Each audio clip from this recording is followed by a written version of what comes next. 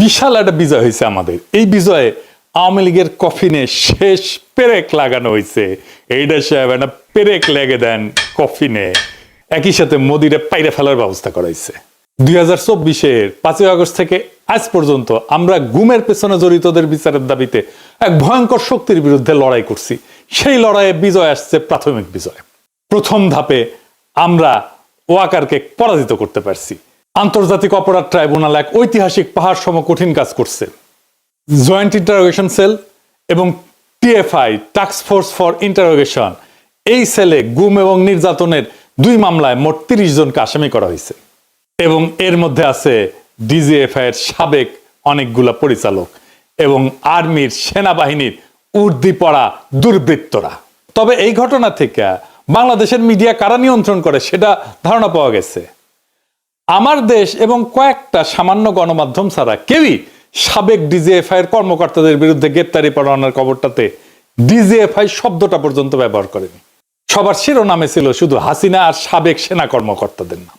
দেখেছেন, ডিজিএফআই এর নাম শুনলে কাপড় নষ্ট করে ফেলে। এই জেনারেল ওয়াকার গুম খুনে জড়িতদের রক্ষায় আগামী নির্বাচনে সহায়তার আশ্বাস দেয়া বিভিন্ন রাজনৈতিক দল এবং ব্যক্তিদের নানা প্রস্তাব দিয়ে আসতেছিলেন। এমনকি কিছু মানুষকে সামরিক এলাকায় পিএনজি করাইছে। পিএনজি মানে জানেন তো, পার্সোনা নন গ্রাটা, মানে এদের সেনানিবাসে ঢুকতে দেওয়া হবে না। ওয়াকার তো পারলে তার বোন কাটাল রানীর ক্ষমতায় রাখতো। এখন ও যাই করুক ব্যর্থ হবে, কারণ সে মিত্র হিসেবে বেছে নিছে কালপ্রিটদের, দুর্বৃত্তদের, এবং তার মিশন হইতেছে দুর্বৃত্তদের রক্ষা করার। যাই হোক, আগে জেনে নি আসলে গুম সংক্রান্ত কি বিশাল অপরাধ হাসিনা আর তার দলবল করেছিল। এটা নিয়ে একটা ডকুমেন্টারি হয়েছে 1 ঘন্টার বেশি সময়ের, আপনারা পারলে দেখে নেন। আমি ওইখান থেকেই দেখাবো কিছু বিষয় আপনাদের উপযোগী কইরা। ওয়াকার কি কি ঝামেলা করেছে, কেন করেছে, আর ওয়াকারের জন্য কি অপেক্ষা করতেছে সেটাও আমরা এই আলোচনায় জানবো।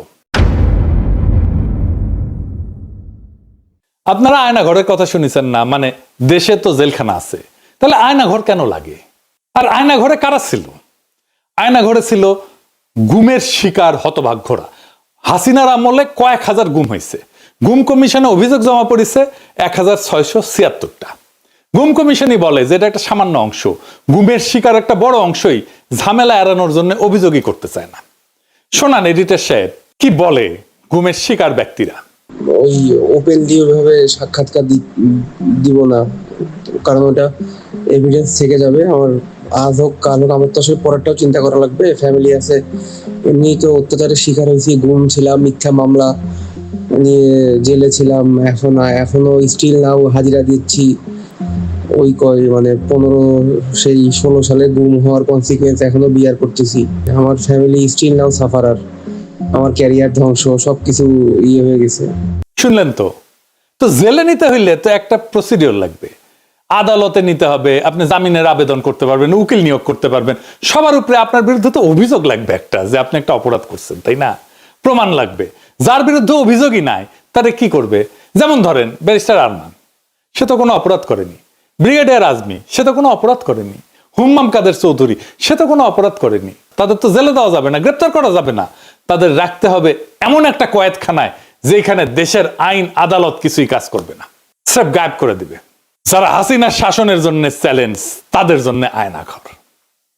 এবং এই আয়নাঘর করছে বাংলাদেশ রাষ্ট্রের বাহিনীগুলা। সেখানে পশুর মতো রাখতো মানুষদেরকে। আর আয়নাঘর একটা না, সারা দেশে ছিল 800 আয়নাঘর। দেখেন, প্রত্যন্ত অঞ্চলেও এরকম অনেক আয়নাঘর ছিল। আমরা জেনেছি এটার সংখ্যা কয়েকশো, মেবি 700 থেকে 800। সবচেয়ে বড় আয়নাঘর যেটা, সেটা ছিল ঢাকা ক্যান্টনমেন্টের ভিতরে। এখানে কাউকে বছরের পর বছর আটকে রাখা হইতো, কাউকে কিছুদিন আটকে রাখার পরে মনে করা হইতো তারে আর বাঁচায় রাখা যাবে না, তাহলে হয় মাইলে ফেলা হতো, ক্রস ফায়ার সাজায়, অথবা মৃত্যুটাকে দুর্ঘটনা সাজায় দেখানো হইতো। শোনেন, নতুন যারা অফিসার সংযুক্ত হতেন র্যাবে বা র্যাব ইন্টেলে, তাদেরকে বলা হতো 2জন 1জন মোরগ নামাও বা প্যাকেট নামাও, গুলি করো।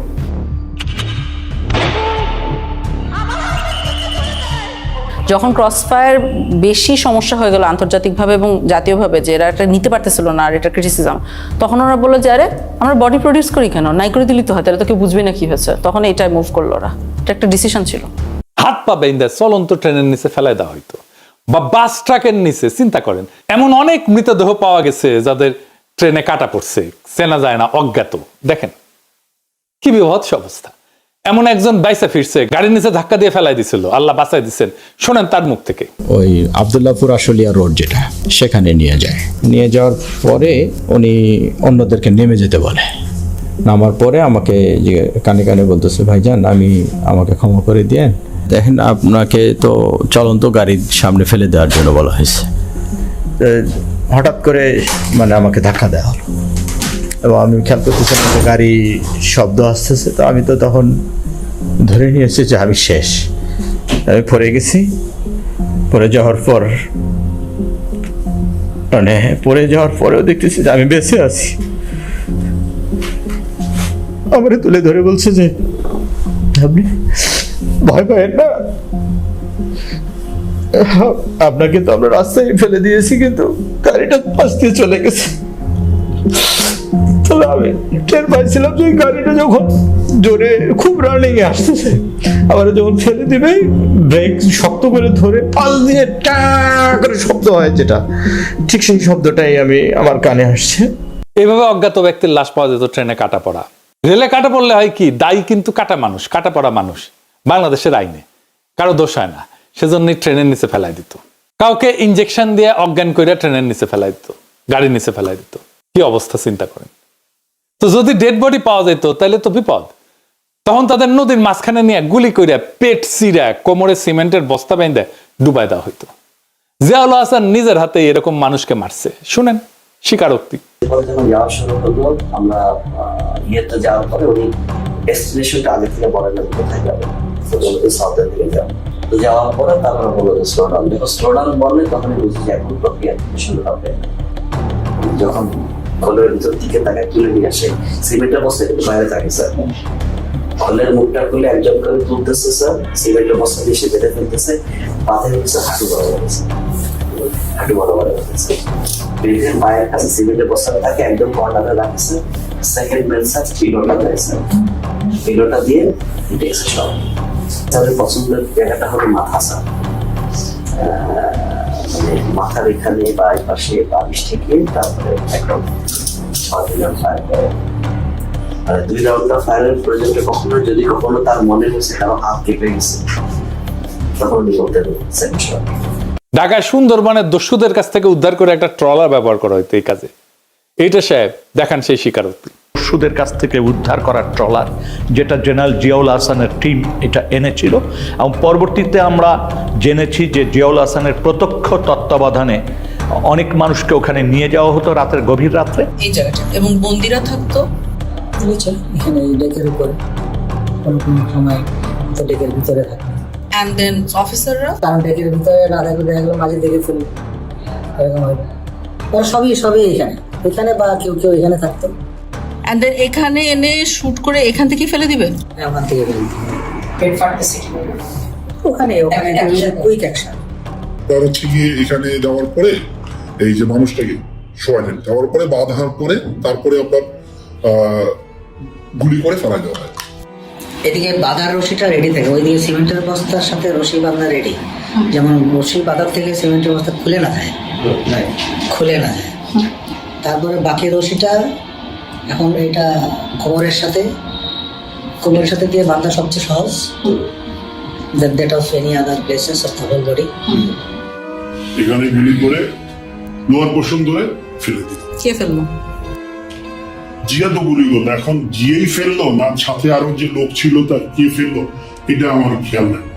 এখান থেকে করে ফেলে দিল। আবার কাউরে ইন্ডিয়া পাচার করা দেওয়া হইতো, যেমন সুখরঞ্জন বালিকে দেওয়া হয়েছিল, সালাউদ্দিন সাহেবকে দেওয়া হয়েছিল রাষ্ট্রীয়ভাবে। এইখানেই ধরা খাবে মোদি আর তার বাহিনী। এইসবের মধ্যে মূল ভূমিকা পালন করছে সেনাবাহিনীর কর্মকর্তারা।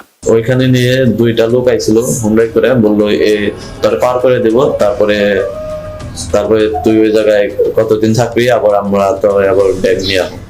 ওরা আবার ওই দেশ থেকে কারা যেন আসছে স্যার, আপনার ওদের ইন্ডিয়ানরা আসছে, ওরা 2জনকে দিল, আমরা 2জনকে দিলাম। মানে ওরা 2জন বন্দিকে দিল, আপনাদের বন্দি 2জনকে ওদেরকে দিয়ে দিল, যাদেরকে হ্যান্ড ওভার করলো ওদেরকে নিয়ে আবার কি করলেন? ওদেরকে নিয়ে স্যার রাস্তায় 2জনকে স্যার পোস্ট ফায়ার দিয়ে ফেলাই দিয়ে আসছে। দুর্বৃত্ত কর্মকর্তারা শুধু একটা প্রমোশন, কিছু টাকা পয়সা কিছু ক্ষমতা, এটার লোভে এইভাবে খুনি হয়ে উঠছিল তারা। তাদের সৈনিক বৃত্তিকে তারা জলাঞ্জলি দিছিল। তারা সৈনিক ছিল না, তারা এখনো সৈনিক না। সেনাবাহিনী এদেরকে পালতে পারে না। আজকে ওয়াকার বলে সেনাবাহিনীর মরাল নষ্ট হবে। ও তো সেনাই না, ওই তো সৈনিকই না। মরাল কিসের নষ্ট হবে? ওরা রাখলেই তো সেনাবাহিনীর মরাল নষ্ট হবে। ঢাকার আয়নাঘর ছিল ডিজিএফ এর আন্ডারে, ক্যান্টনমেন্টের মধ্যে। র্যাবের সেনা কর্মকর্তারা গুম আর খুনের কাজগুলো করছে। এদের বিরুদ্ধে গ্রেপ্তারি পরোয়ানা জারি করা হয়েছে, সকল প্রমাণ জোগাড় করে মামলা করা হয়েছে। এইটায় ওয়াকারের পুচ্ছে আগুন ধরে গেছে এখন। কেন? কারণ ওয়াকার জানে এইভাবে ধরতে ধরতে ধরতে ধরতে ধরতে তার ফাঁসি কা ফান্ডা আসতেছে। ওর গলা তো ফাঁসির ধরি জ্বলবে। সে নিজেও তো 2024 জুলাই আগস্টে ছাত্র জনতার বিক্ষোভের বিরুদ্ধে সেনা নামাইছিল। তারা গুলিও করছে, মানুষও মারছে। এর দায় তো ওয়াকারের। সৈনিক আর জুনিয়র অফিসাররা গুলি চালাইতে অস্বীকার করার জন্যই ওয়াকার তার আপারে বাঁচাইতে পারে নাই। এতে ওয়াকারের বিন্দু মাত্র কোনো ক্রেডিট নাই। এই ওয়াকার আয়না ঘরের সব এভিডেন্স নষ্ট করে ফেলছে। এভিডেন্স নষ্ট করা আর একটা অপরাধ। ক্যান্টনমেন্টের এলাকার মধ্যে যদি এভিডেন্স নষ্ট করা হয় আয়না ঘরে, কার সেটা দায়িত্বে পড়ে? তার জিম্মায় থাকা জেনারেল মুজিব পালাই যেতে দিচ্ছে। তারা গ্রেপ্তার করা হয়েছিল, রাখা হয়েছে ক্যান্টনমেন্টে, পালাই গেছে। কার দায় তাহলে? এই মুজিবের নামে ওয়ারেন্ট বাড়াইছে, এখন আশ্রয় দিছে পুলিশ আর আওয়ামী লীগের নেতা কর্মীদের ক্যান্টনমেন্ট গুলোতে। তাদের পালাইতে সাহায্য করছে। আরাফাতকে তো পালাইতে সাহায্য করছে ওয়াকার। আরাফাত ধরা পড়েছিল, নিউজ বাড়াইছিল, কেমনে পলাইলো? তারপরে আয়নাঘর ভিজিট করতে দিবে না ওয়াকার প্রফেসর ইউনুসকে, বাধ্য হইয়া দিছে। এই যে জেনারেল আকবর, যার নামে আজকে ওয়ারেন্ট বাড়িয়েছে, সে গুম কমিশনে স্বীকার করছে, সাক্ষ্য দিছে, তাকেও পালাইয়া যাইতে দেওয়া হয়েছে। দেখান এডিটর সাহেব তার সাক্ষ্য দেখান। এই প্রসেসের পিকে প্রাইম মিনিস্টার্স অফিস, অনেক সময় ওনার পক্ষ থেকে ডিফেন্স অ্যাডভাইজার ছিল, তো উনিও মাঝে মাঝে ইন্টারফেয়ার করতেন, কথা বলতেন, আদেশ নির্দেশও দিতেন। So out of the way I went to PM and requested হার যে সালাউদ্দিন কাদের চৌধুরীর ফাঁসি হয়ে গেছে, তার ছেলেটাকে এটা করা হয়েছে, এটা খুব এটা দেখা উচিত। আমাদের ফ্যামিলিটা খুব broken and his relatives have request. আমি নিজে প্রিয়ামকে বলেছি, আমার সাথে মানে আমি 2বার ওনাকে বলেছি, এটা আমার নিশ্চিত মনে আছে। ছেড়ে দিব না, ছেড়ে দিব না, মানে আমি দেখি কি করা যায়। অ্যাডভাইজারকে তুমি বলছো, আমি বলছি। এবং ওনার কি ক্ষমতা ছিল তখন ওটাকে সমাধান করার? অর্থাৎ ধরেন উনি চাইলে কেউ বের করে দিতে পারতো? পিএম চাইলে হবে না, মানে এটা উনি যা চাইবে তাই হবে। এইটাই তো প্রথম গ্রেপ্তারি পরোয়ানা না, এর আগেও গ্রেপ্তারি পরোয়ানা হয়েছে সেনা অফিসারদের বিরুদ্ধে। কাউরে গ্রেপ্তার করতে দেয় নাই ওয়াকার। সে বলে এতে সেনাবাহিনীর মরাল নষ্ট হবে। যুক্তির মায়েরে বাপ।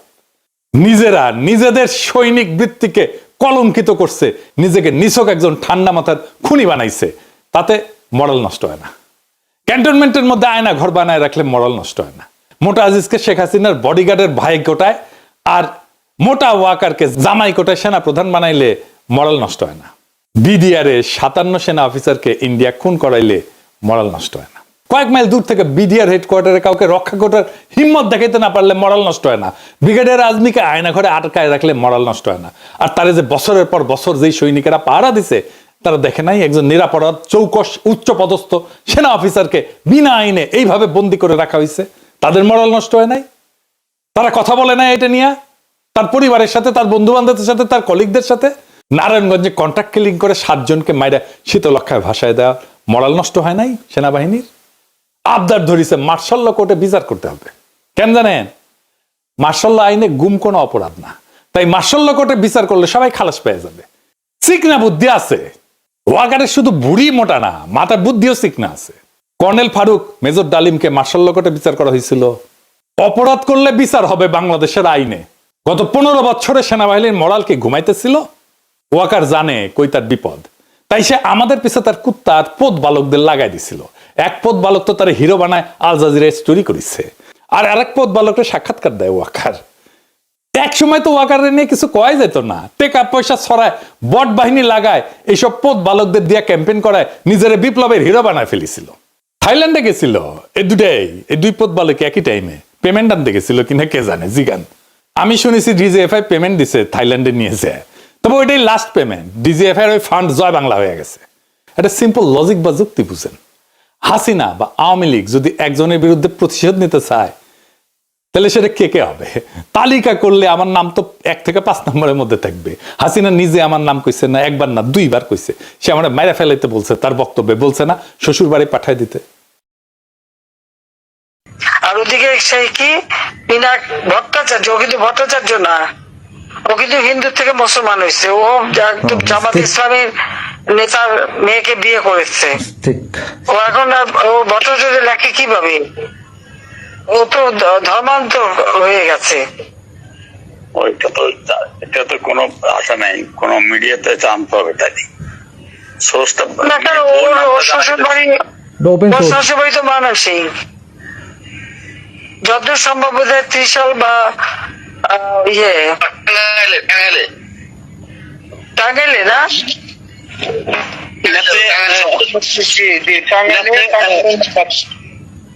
জামাতে ইসলামের নেতা না, জামাতে ইসলামের নেতা কিন্তু তার মেয়েকে তো এই বিদ্রোহের সাথে বিয়ে দেবে না, নিশ্চয়ই তার মুসলমান বানাইছে। এই যে সুশান্তের সাথে শরীফ আজাদ, ডাক্তার আইজু নামে লাদায়, সে তো আমাকে খুন করার আহ্বান জানাইছে। শোনান এডিটর সাহেব। পিনাকি ভট্টাচার্য ফ্রান্সের একটা লয়ের কথা বলি, if you kill someone you don't need to death penalty, maybe life in the prison 10 years 12 years। ফ্রান্সে কি বাংলাদেশের মানুষ নাই? পিনাকির মতন একটা কুকুর এই ধরনের কাজ করে যাবে আর বাংলাদেশের মানুষ এখানে বসে আছে? অ্যাসাইলাম মারা একটা কুকুর এখানে বসে আছে, এই কুকুরটা গলা কাইটা যদি এখানে কোনো মানুষের ডেথ পেনাল্টি হবে না, life in the prison. I am challenging, I am sorry. শুনিছেন? আচ্ছা এডিটর সাহেব আবার শোনান তো, হাসিনা আমাকে নিয়ে কি কইছে 2বার, এটা শোনান। মাননীয় নেত্রী আমরা সব জানি, এবং আমরা যত কিছু করার আমরা তার বিরুদ্ধে ব্যবস্থা করবো, আমরা তার বিরুদ্ধে ব্যবস্থা করবো। আমরা আওয়ামী লীগ তো আমার বিরুদ্ধে মিছিল করে প্যারিসে আইসা।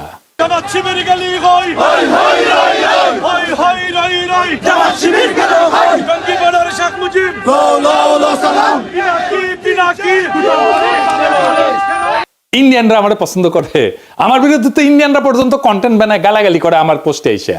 দেখেন তো, নাস্তিক যেগুলো আছে সব কয়টা তো আমার গেলায়, তাই না? বাম যেগুলো আছে সেগুলো তো আমার গেলায়, তাই না? তো তাইলে বাম, ইন্ডিয়া, আওয়ামী লীগ, হাসিনা, নাস্তিক, এই যে গ্র্যান্ড একটা অ্যালায়েন্স, এইগুলো তো আমার শত্রু ঘোষণা করছে। তার মানে আমি গ্রেটার আওয়ামী ইন্ডিয়া যে শক্তি, তার বিরুদ্ধে দাঁড়ায় ফাইট করি। আমার চাইতে বড় একটি আওয়ামী আর ভারতীয় আগ্রাসন বিরোধী ভয়েস কয়টা আছে? সারা দুনিয়ায় ভারতীয় পণ্য বয়কট আন্দোলন করেছি, সাকসেসফুল আন্দোলন করেছি। তার মানে আমার পিছে যারা লাগে তাদের ফুয়েল কই থেকে আসে এটা বুঝেন এবার।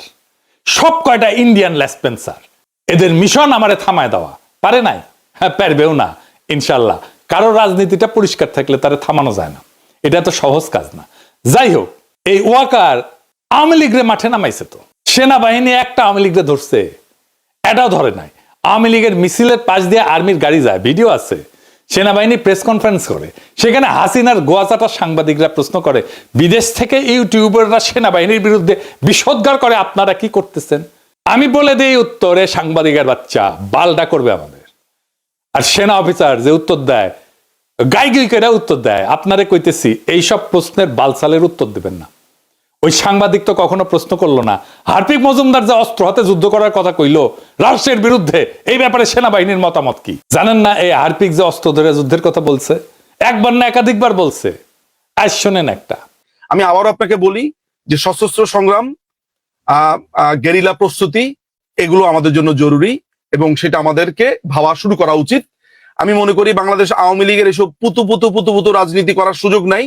আমরা দেখব যদি ভালোই কাজ হবে, কিন্তু দেশ যদি এইভাবে পাকিস্তানের দিকে চলে যেতে থাকে, সশস্ত্র সংগ্রাম এবং আমাদেরকে এই গেরিলা সংগ্রাম বা আরেকটা মুক্তিযুদ্ধ ছাড়া আমাদের কোনো রাস্তা নাই। আমার কথা স্পষ্ট, কোনো রাগঢাক নাই, এবং অস্ত্র হাতে যুদ্ধ ছাড়া আমি অন্তত পক্ষে কোনো উপায় দেখি না, এবং সেটা আমরা করব। কইছেন এটা নিয়ে সাংঘাতিক হাসিনার গোয়াচাটা সাংঘাতিক। ওয়াকারের এখন একটাই চিন্তা, যেন বিচারের মুখোমুখি হইতে না হয়। তো ফাইনালি ওয়াকার কি করছে সেটা দেখি। এই জেনারেল পর্যায়ে শীর্ষ দুর্বৃত্ত কর্মকর্তাদের বিরুদ্ধে মামলা করায় খুবই গোসা করেছে জেনারেলরা, পেটমোটা জেনারেলরা। সেনাবাহিনীর টপ অফিসাররা জরুরি সম্মেলন বসছে আজকে যখন রেকর্ড করেছি। ওয়াকার সহ 56 জন জেনারেল এই যে আইসিটি যে আদেশটা করছে, যে আদেশ জারি করছে, তীব্র প্রতিবাদ জানাইছে। পরিস্থিতি অন্যদিকে মোড় নিতে পারে। প্রাক্তন সেনা প্রধানদের আর্মি হেডকোয়ার্টারে ডাকা হবে জানা গেছে, এবং প্রাক্তন সেনা প্রধানরা কেউ যাবেন না ওইখানে। এবং এটা নিয়ে যদি কিছু করতে চায় ওয়াকার, তবে প্রফেসর ইউনূসকে আমি বলবো জরুরি ভিত্তিতে দেশবাসীকে অবহিত করার জন্য। ওয়াকার সেনাবাহিনী ইনস্টিটিউটটার এই খুনি জেনারেলদের রক্ষায় নামাবে, এই তার খায়েশ। সে মনে করে তাইলে আসলে সেও রক্ষা পাবে। আমি আজকে কয়ে দিলাম, সেনাবাহিনী এটা করতে গেলে ধ্বংস হয়ে যাবে। এই গুম যারা করছে তাদের সন্তানদের কান্না শোনেন নাই? এডিটর সাহেব শোনান।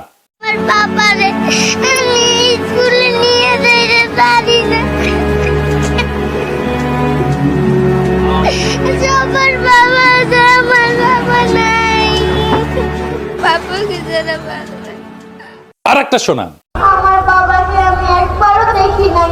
আমার বাবাকে আমার খুবই দেখতে ইচ্ছা হয়, কিন্তু আমার বাবাকে আমি দেখতে পাই না। যখন আমি আমার স্কুল যাই তখন আমার বন্ধুরা তার বাবার সাথে যায়, আমি আমার বাবার সাথে ঈদ করতে পাই না। ঈদে সবাই তার বাবার সাথে মেলাতে যায়, আমি করতে পারি না।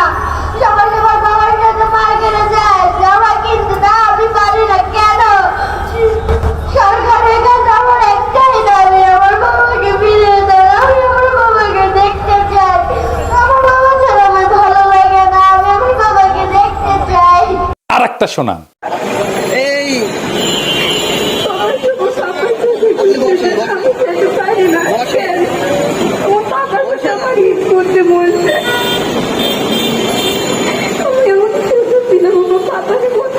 গুমের শিকার সেই হতভাগ্য পরিবারদের, অসহায় এতিম সন্তানদের শপথ, সব কয়টারে ফাঁসিতে ঝুলানো হবে, কাউকে ছাড়া হবে না। এই ভয়ানক আওয়ামী লীগ সংগঠনের সাথে যারা আছে তাদের একটা কেউ ছাড়া হবে না। এই কান্নার কাফারা আমরা আদায় করে ছাড়বো।